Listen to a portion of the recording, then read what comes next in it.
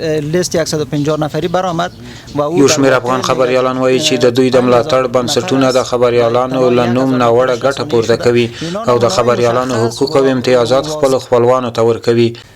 ما منتظر هستیم در یک هفته دیگر که جواب برای ما مثبت بیته و اگر نه ما در نشست بعدی لغوی از این نهادها را اعلان خواهیم کرد و از طالبان میخواهیم که این نهادها را بسته کنه، چون این نهادها نهادهای حامی نیست و این نهادها نهادهای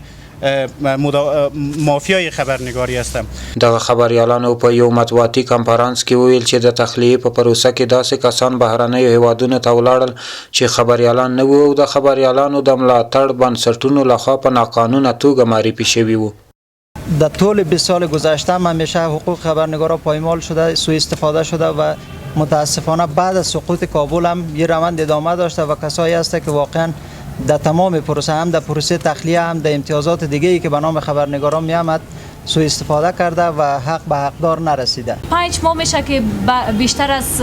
خبرنگارایی که در این شرایط سخت و دشوار میآیند فعالیت میکنند و کار میکنند، اما متاسفانه معاشاتشان پرداخت نشده و در شرایط سخت اقتصادی به سر میبرند و همه روزه میآیند در ساحه حضور پیدا میکنند و اطلاع رسانی میکنند بر مردم. خبریالان زیاتوي چې د خبریالانو د ملاتړ بنسټونه لنډمهاله کورسونه جوړوي او غیر مسلکي ژورنالیستان ټولنې ته وړاندې کوي چې دا د خبریالانو او رسنیو لپاره یو ډول سپکاوی دی او باید مخنیوی وشي. در این اواخر برخی از این نهادها کورس‌های کوتاه مدت و خلاف اصول ژورنالیستی برای خبرنگاران برگزار کرده و خبرنگاران غیر مسلکی در جامعه تقدیم می‌کنند که توهین به خبرنگاران و جامعه رسانه‌ای بوده و این گروه دادخواهی از این نهادها می‌خواهند که هرچی عاجل این روند را متوقف سازند. خبریالان وایي چې د ملاتړ لپاره باید یو عمومي بنسټ جوړ شي ترڅو د خبریالانو ستونزو ته په سمه توګه رسیدنه وشي او نور بنسټونه دې د هغې تر چتر لاندې کار وکړي. 20 ساله که گذشت چند کمیته پشتیبان از خبرنگار داشتیم و ما شما بگین که با ما چی کردن؟ آیا خبرنگار امروز همونطور که دوستا گفتن اگر همینقدر پول هم گفته که به نام خبرنگار به نهادها آمد، اگر صحیح سرمایه‌گذاری میشد تا 10 سال دیگه 15 سال دیگه همین خبرنگارا امروز وادار نمیشدن کارچینی بکنن، امروز وادار نمیشدن کچولی فروشی بکنن. خواست ما از جامعه جهانی و نهادهای مددرسان برای خبرنگارا این هست که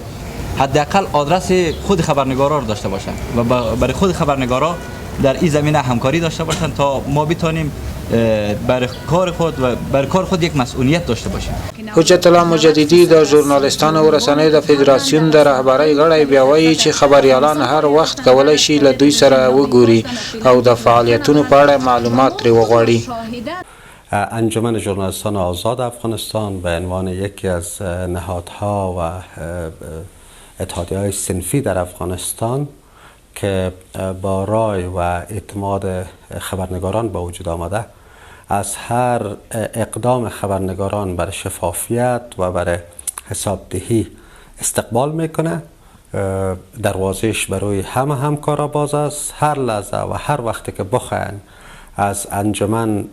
برای شفافیت حساب بگیرن ما در خدمتشان قرار داریم. دغه خبریالانو له نړیوالو بنسټونو وغوښتل چې دوی باید یو ځانګړي میکانیزم له مخې د هغه خبریالانو ملاتړ وکړي چې په افغانستان کې پاتې دي. هغوی د خبریالانو ته په ځانګړې توګه ښځینه خبریالانو ته د کار زمینه برابره کړي.